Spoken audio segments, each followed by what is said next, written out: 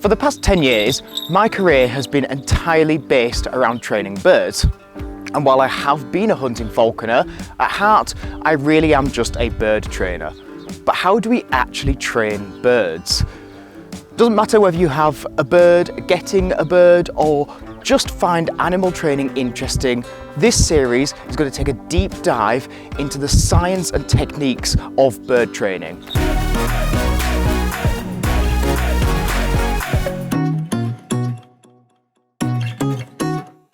In this series introduction, there's a couple of bits I want to cover, including what the series will cover and why we train animals. But first, let's just quickly talk about who these videos are for. With a channel name of Falconry and all the birds that have been shown so far being birds of prey, if you're sat here with a budgie, you're probably about to click off. But don't!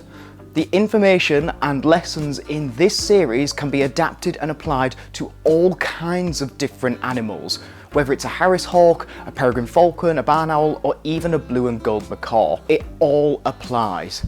And it doesn't even stop at birds. Understanding basic and advanced animal training will give you a better relationship with your dog, your cat, and to quote Karen Pryor, it could even help with your golf game. Sorry, I don't have a golf club. Let's discuss why we train our birds, or any animal for that matter. Before starting a training program with an animal, you need to have goals for the program. It's no use just willy-nilly attempting to train an animal without knowing why you're doing it. Let's look at an example. So, you've trained your dog to shake your hand.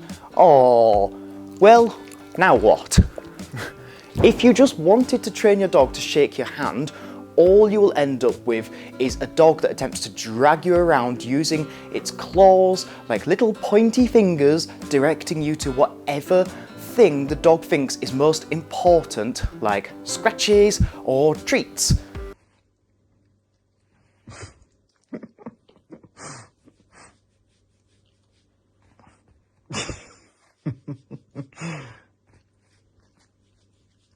Neither you nor the dog understood the purpose of the training. Now this time, let's introduce a reason for training your dog to shake your hand. Clipping nails. If this is the entire goal from the beginning, both you and the dog will understand that a raised paw means having your claws cut. And it makes it easier on both parts. It's less stressful on the dog's side because what used to be a scary thing is now associated with getting treats. The dog most likely still doesn't love having a pedicure, but now it's an accepted procedure in exchange for a biscuit. This is called cooperative behaviour and is one of the reasons we train animals. Cooperative behaviours allow us to take better care of our animals by having them work with us. Having a bird hop onto and comfortably stand on the weighing scales, having a bird hop nicely into a travel box, it all makes our lives easier and theirs. One of the main reasons we train birds of prey is for physical exercise. Wild birds can cover enormous distances during flight, and an aviary will never be able to replicate this. It doesn't matter how big your garden is, there isn't an aviary in existence that offers the same area a wild bird has to exercise in. In order to keep our birds physically fit and healthy, we must have a training program in place that allows us to properly exercise them with outdoor flight. Outdoor free flying provides our birds with the ability to maintain muscle and physical health. But it comes with a huge number of risks. Weather, wind, predators, prey, distractions, and many other man-made dangers such as power lines. A solid foundation of training not only reduces the risk of your bird turning around and disappearing off for good, but also allows us to have some level of control over a variety of situations. From a welfare point of view, training and free-flying our birds provides them with the freedom to express their natural behaviours and promotes a positive mental well-being. And that links us on to another reason we train our animals, for mental stimulation. As a captive animal with no risk of being eaten by another animal or no risk of not being able to find food, it leaves their minds a lot more open.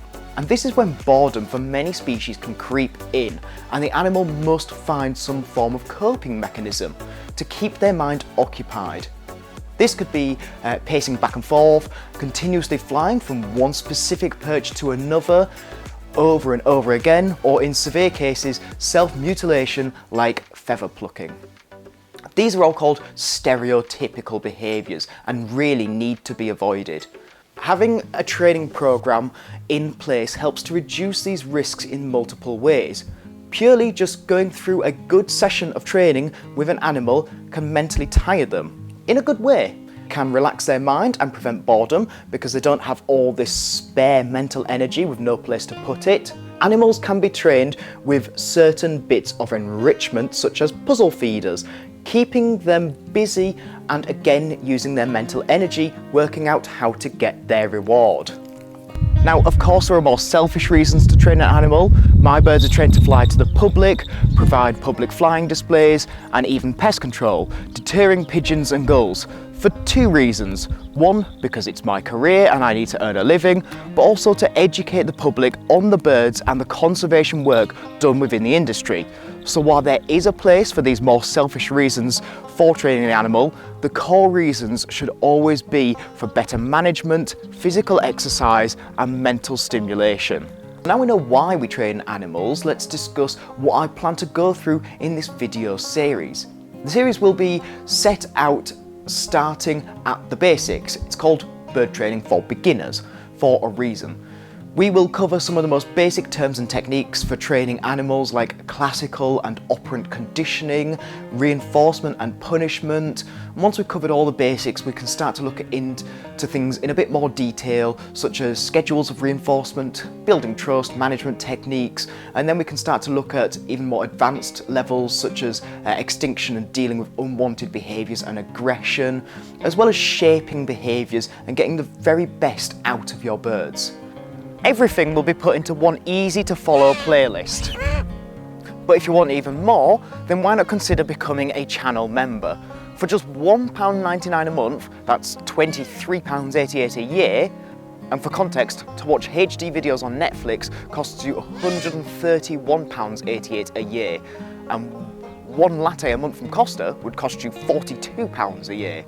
But what do you get for your £1.99p a month? Well, it gives you access to a private Facebook group and chat with me, so you can ask all the questions you like and discuss training with all other members. And I will also be making member-specific videos, including behind-the-scenes video alongside each main video uploaded to the playlist, as well as more in-depth discussions and Q&As throughout the series. So make sure you are subscribed, become a member, and buckle up for bird training for beginners.